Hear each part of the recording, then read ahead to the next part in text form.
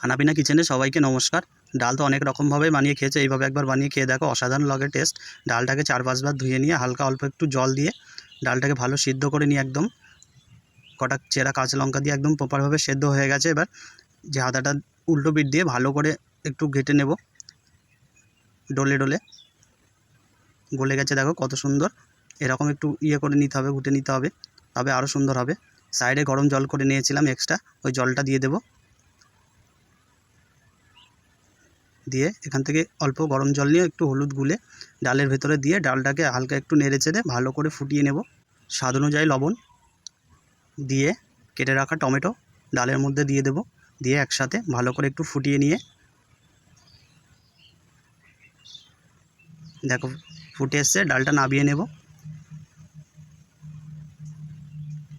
কত সুন্দর লাগছে দেখতে।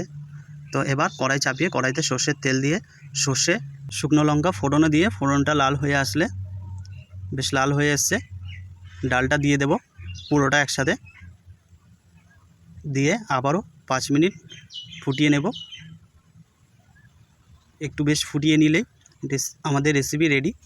তো এইভাবে তোমরাও ডাল বানিয়ে খেয়ে দেখো, অসাধারণ লাগে খেতে, দারুণ টেস্ট হয়। এইভাবে বানিয়ে একবার খেয়ে দেখতে পারেন আপনারা। ডালটা ফুটে এসছে, পুরো ডালটা এবার নামিয়ে নেব। এর সাথে একটু আলু ভাজা কিংবা আলু সেদ্ধ দিয়ে ডালটা খেয়ে দেখুন, অসাধারণ লাগে খেতে, এত সুন্দর টেস্ট হয়। শুধু ডালটা দিয়েই মনে হবে যে এক থালা ভাত খেয়ে নিই। যদি আমাদের রেসিপিটা ভালো লাগে অবশ্যই লাইক, ফলো, সাবস্ক্রাইব করে দিও।